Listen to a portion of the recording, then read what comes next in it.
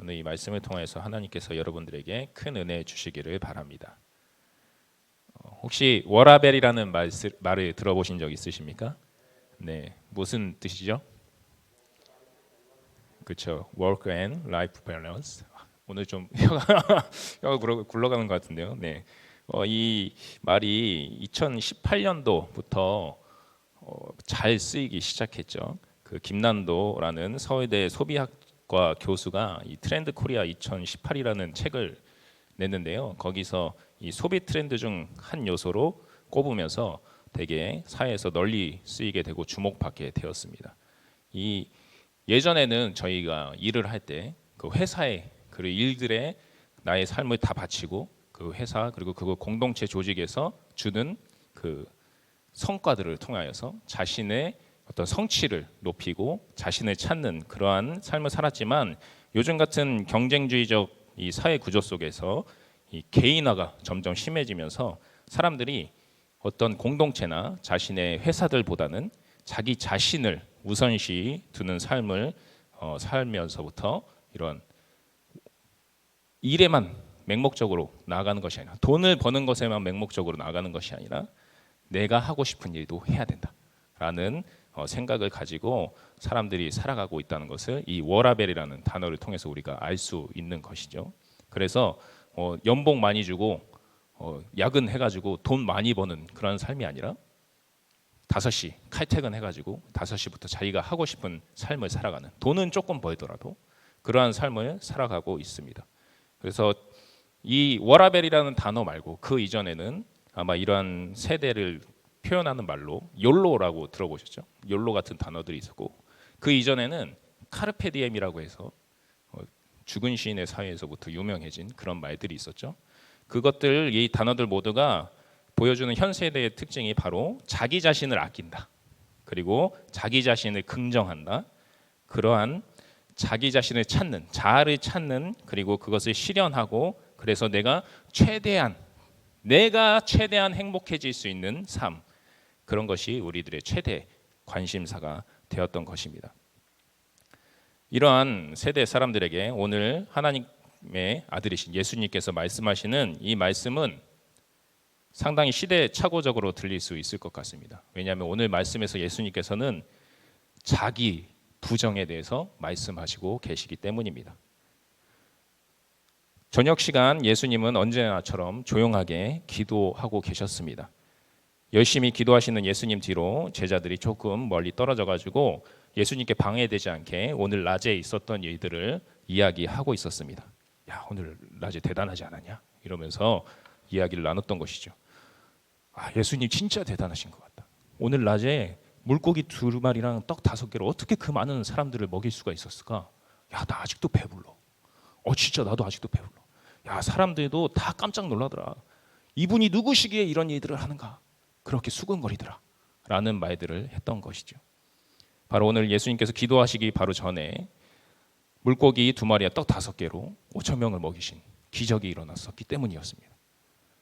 제자들이 이러한 이야기를 나누고 있을 때 예수님께서는 기도를 마치시고 제자들에게 물으셨습니다.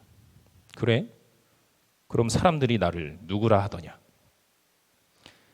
제자들은 낮에 자신들이 들었던 사람들의 말을 기억하면서 예수님께 대답했습니다. 어떤 사람들은 세례 요한이라고도 하고 어떤 사람은 엘리야라고도 하고 또 어떤 사람들은 옛 선지자 중 한 사람이 살아났다고 이야기했습니다. 예수님. 사람들이 이렇게 말씀하신 것은 그렇게 기적을 베푸시고 말씀을 전하시는 예수님께서 선지자 중에 한 명이라고 생각했기 때문이었습니다.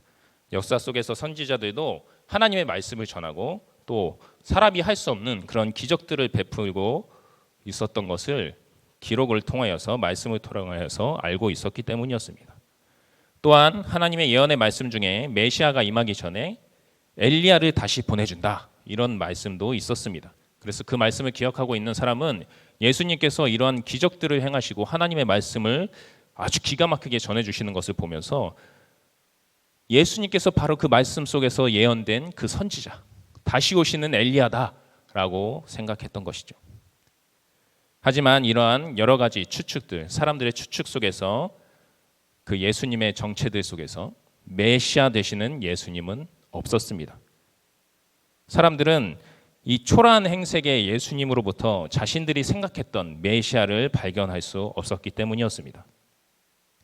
위대하고 능력 있는 왕으로 자신들의 나라를 회복시키고 그래서 자신들을 이 세상에서 다시금 다윗과 솔로몬의 시대처럼 떵떵거리면서 살 수 있는 그 인근 지역을 모두 다 통솔하고 통치하면서 풍요를 누리면서 살 수 있는 그런 강력한 왕으로서의 메시아가 오시기를 기다리고 있었는데 자신이 보고 있는 예수님은 말씀도 기가 막혀, 능력도 뛰어나, 하지만 행색이 메시아의 모습이 아니었던 거죠. 그래서 사람들은 예수님을 보고서 엘리야다, 옛 선지자가 살아났다라고 말은 했지만 메시아다라는 고백은 없었던 것이었습니다. 제자들의 말을 듣고 예수님은 다시 물으셨습니다. 그래? 그럼 너희들은 나를 누구라고 생각하느냐? 예수님의 말씀에 베드로가 대답했습니다. 하나님의 그리스도십니다.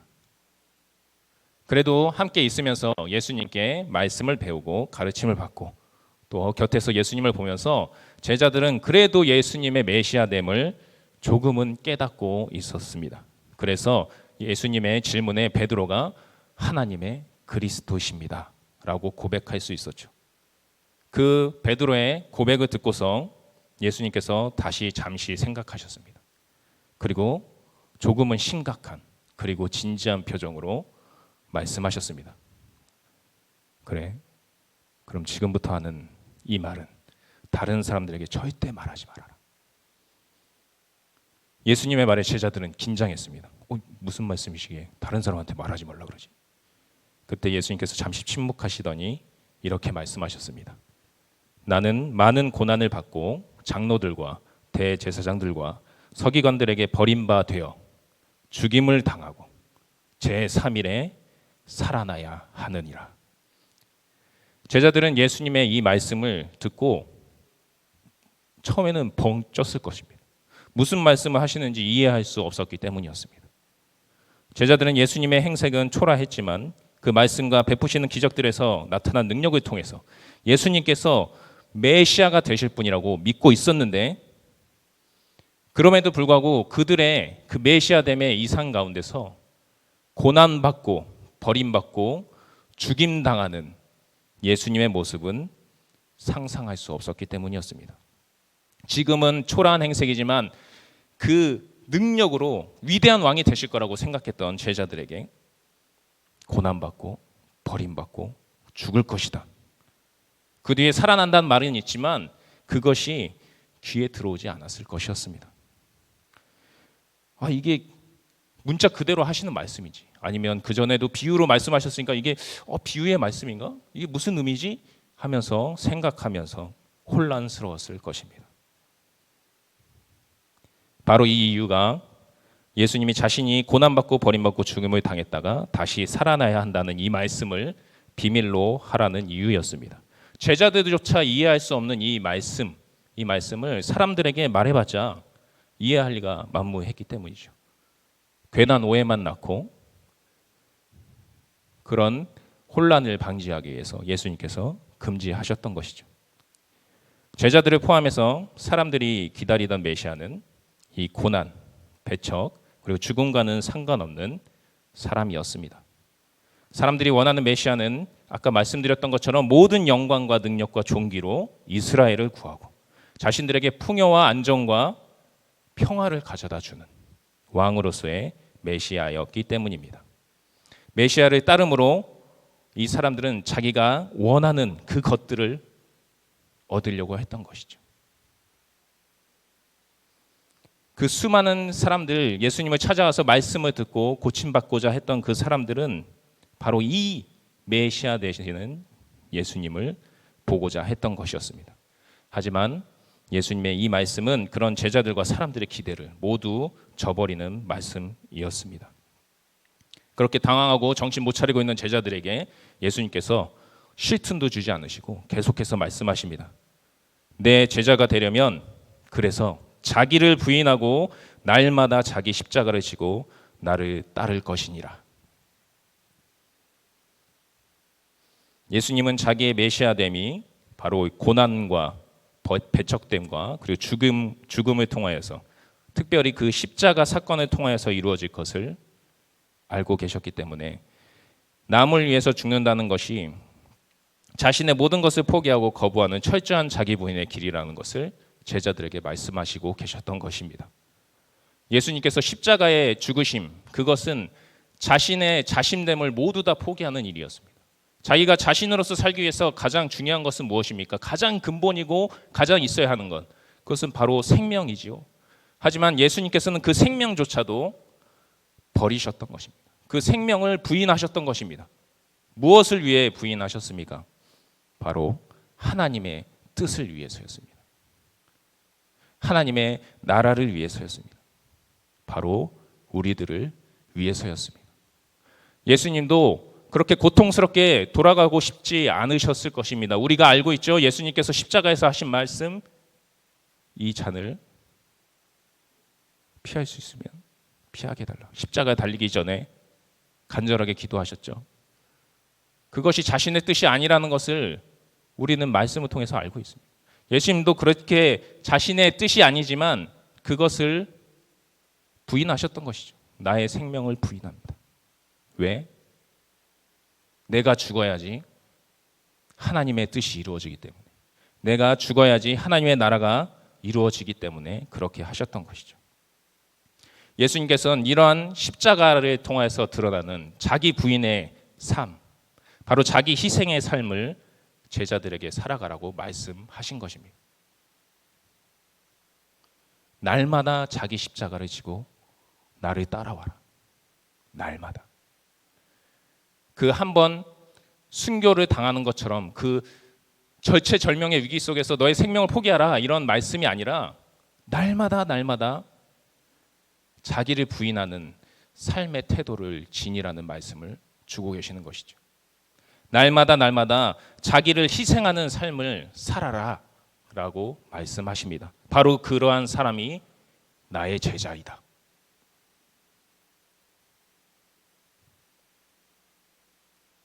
여러분들, 하나님의 뜻과 하나님의 나라를 위해서 무엇을 포기하고 계십니까?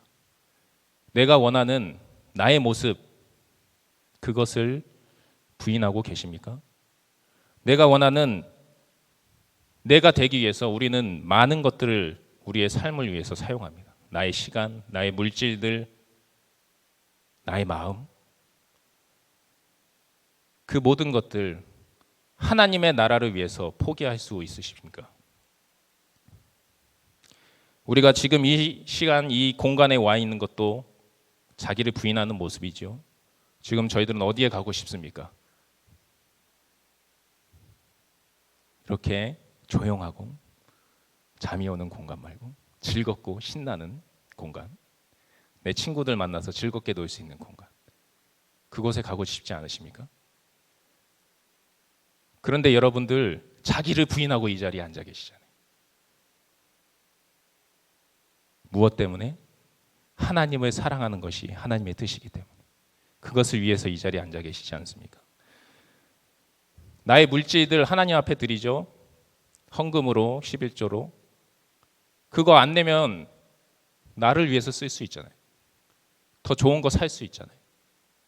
더 맛있는 거 먹을 수 있잖아요. 하지만 여러분들, 그러한 자기를 부인하시고 그것들을 하나님께 돌려드리고 있지 않습니까? 무엇을 위해서죠? 하나님의 나라를 세우기 위해서죠. 여러분들이 이미 자기 부인을 하고 계시는 것입니다. 그러한 자기 부인의 삶, 그러한 삶을 주일에만 아니라 날마다 행하라고 오늘 예수님께서 말씀하십니다. 이 세상에 나가서 이 세상 속에서도 너를 희생하면서 살아가라. 무엇을 위해서요? 하나님의 뜻과 나라를 위해서입니다. 하나님을 사랑하고 이웃을 사랑하라. 그 하나님의 뜻을 이루기 위해서 나아가서 나의 시간과 물질과 나의 모든 것들을 포기하면서 그곳에 사용하라. 나를 위해서가 아니라 그곳에 사용하라. 그 말씀을 해 주시는 것입니다. 예수님이 제자들에게 요구하시는 이 자기 부인의 삶은 강압적이고 억압적으로 보입니다. 누가 그렇게 살고 싶겠습니까? 누가 내가 더 잘 되는 것을 택하고 싶지, 누가 나를 희생하면서까지 남을 위해서 살아가고 싶겠습니까? 하지만 여러분, 자기 부인의 삶은 은혜입니다. 왜냐하면 이 자기 부인의 길이 역설적으로 자기 긍정으로 얻을 수 없는 완전하고 영원한, 그리고서 진정한 자신을 발견하게 하는 길이기 때문입니다. 진정한 자기 자신이 되게 하는 방법이기 때문입니다. 오늘 말씀 24절에 이렇게 말씀하시고 계십니다. 누구든지 제 목숨을 구원하고자 하면 잃을 것이요, 누구든지 나를 위하여 제 목숨을 잃으면 구원하리라. 자기 인정의 삶을 통해 천하를 얻던지 간에, 이 세상의 모든 부귀영화를 얻던지 간에 그렇게 될 수 있겠지만 그 삶에는 끝이 있다는 예수님의 말씀이죠. 반면 예수님의 제자가 되어서 자기 희생의 삶으로 말미암아서 고통받고 고난받고 때로는 진짜 최악의 경우에는 자신의 목숨을 잃는 그러한 순간이 찾아올지라도 그 사람에게는 구원이 주어진다. 구원이 주어진다. 구원 이후에 영원한 삶이 주어진다는 이 예수님 말씀. 천하보다 값진 하나님의 나라를 얻게 된다는 이 예수님의 말씀이 바로 자기 희생의 삶, 자기 부정의 삶이 은혜임을 알려주는 것이죠.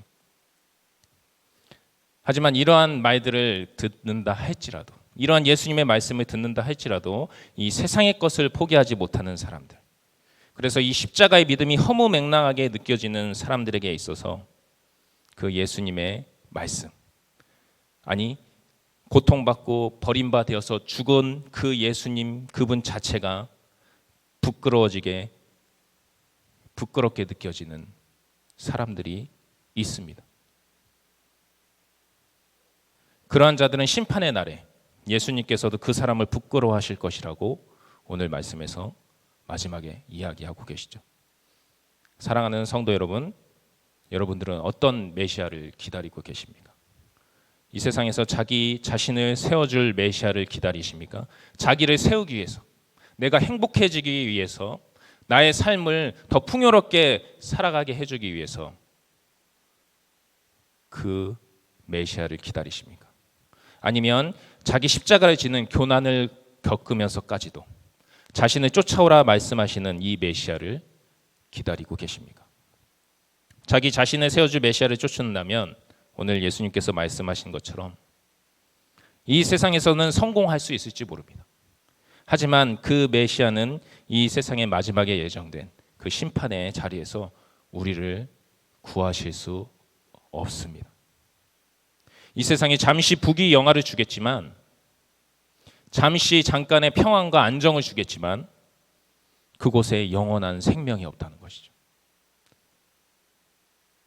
자기를 부인하고 자기의 십자가를 지는 삶, 즉 자기 희생의 삶을 살아간다면 이 세상에서 고난과 고통, 그곳에 맞닥뜨릴 수도 있습니다.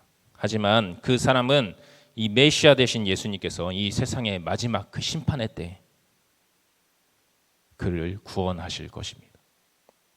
그 메시아는 우리에게 영원한 생명과 진정한 자기 자신을 얻도록 하실 것입니다. 여러분, 진정한 우리는 이 세상에서 살아가는 우리의 모습이 아닙니다. 그거는 정말 먼지보다 못한 우리의 모습일 거예요. 우리의 진정한 모습은 하나님 나라에서 영원토록 살아가는 모습이기 때문입니다. 이 세상에서의 그 잠깐의 자기 부정으로, 자기 부인으로 하나님의 나라를 위한 희생적인 삶을 살아가므로 그 진정한 자기 자신을 찾아가시는 여러분들 되시길 바랍니다. 그래서 나에게 주어지는 그 십자가를 날마다 지기를 결단하는 여러분들 되시기를 바랍니다. 우리 그러한 마음으로 결단의 찬양을 하나님께 드리면서 나아가겠습니다. 내가 그동안